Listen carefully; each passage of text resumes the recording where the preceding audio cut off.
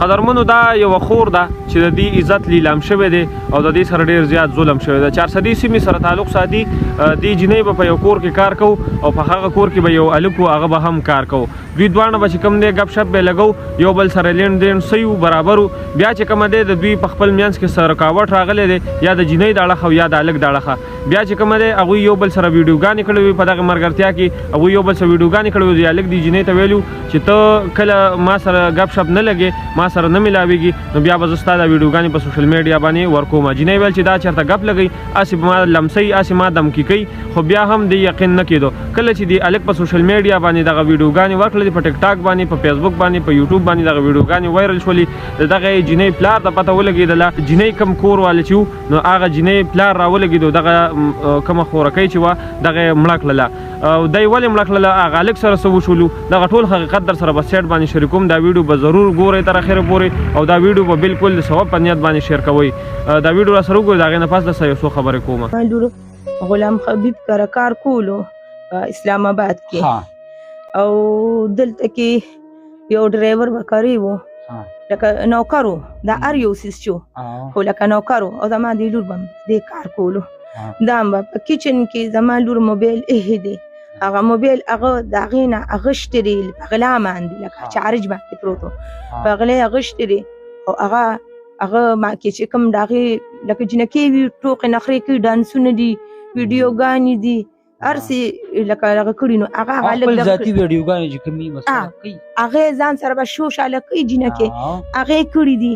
او هغې په هغې هغه هلک په نېټ باندې ورکړي دي. بیا پې دا دباو کړی دی چې ما خو ستا موبایل نه ویډیوګانې ځان ته واړولې، دا یې مور او پلار ته لیږم، ما سره بل شان ویډیوګانې جوړې. ما دا لور باندې دباو کړی، بس دې چې غلطه ویډیو جوړه کړې ده لکه بیجابه، او هغې بیا راشیر کړه. نو زه ویم چې دا څنګه ظالم هلک دی، هلک شیر کړل، دی هلک شیر کړه. زه ویم چې ما ته حکومت انصاف راکړي، زه غریبه ښځه یم.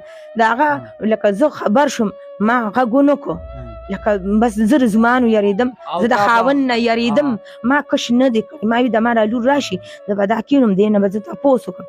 دې پسې زه لاړم، دلته ناجوړه شوه، بیوشي پې راله، ویډیوګانې به کتلې وې، په دې بیوشي راله.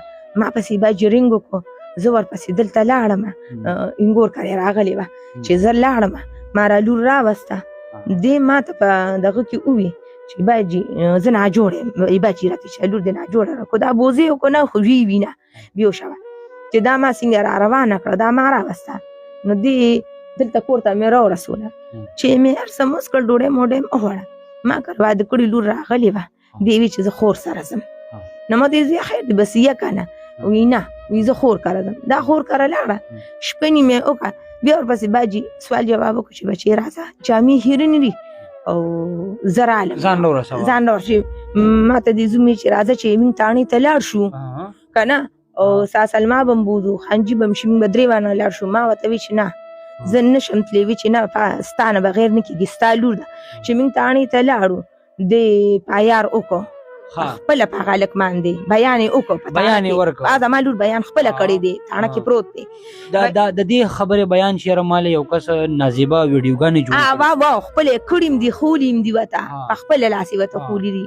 تاڼې کې به م تپوس وکړې که نه، لکه دا خبرې اترې کړي دي. ما د لور راوسته، ما ورته ویې راځه چې لاړ شو تاڼې ته ځو.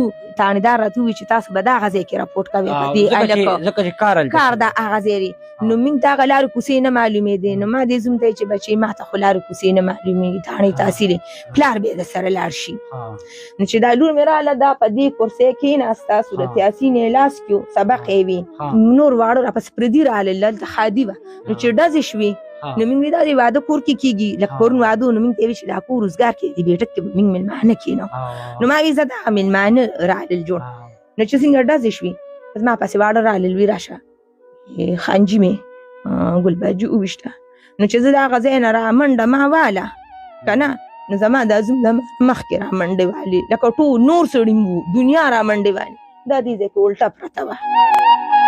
څنګه چې تاسو دا ویډیو وکتله په ټول حقیقت باندې به تاسو پوه شوي خو زر له ورکوټه غونډه کې میسج در کومه کله هم چې داسې کار وشي تاسو سره چېرته چا سره تاسو ګپ شپ لګوئ اول خو په کار نه چې زمونږ تورسرې خویندې بیا په سوشل میډیا باندې وشرمېږي او په دغه سوشل میډیا باندې بیا راشي عزتونه لیلام شي او بیا د دې دنیا نه پانی شي او دا چې کوم دی د تورو خاورو لاندې شي نو کله هم داسې مه کوئ د یو عزت چې کوم دی خپل عزت وګڼئ د یو چا کور ته د چا خور ته د چا مور ته سپک نظر مه کوئ دغه معاشره چې کومه ده دا ډېره بدل طرف ته روانه ده زه به تاسو ته ویم یقین به خدای وکړي چې زمونږ په دې خپل سوسایټي کې خیال وکړو ارد ګرد موږ ډېر زیات خفه شو مه وایو چې موږ کم وخت پاتې شو هر سړی چې کوم دی په غلط کار کې مخته دی غلط کار ته مخه ده نو هېڅ چېرته هم داسې مه کوئ ګوره چې کله هم تاسو سره یو جینۍ ګپ لګئ د هغې دا خبره نه شوله چې ته دې سبا ول دمکیانې ورکړې د هغې ویډیوګانې دې ساتي نن سبا د سوشل میډیا د زمانه ده په دې کې چې کومه دی بیا خلک راګیر شي دغه ځوانانو ته زما دا خواست دی دغه مې ورته میسج دی چې په دې ټولو ویډیوګانو نه به تاسو خبر شوي په دې باندې عمل درآمد وکړئ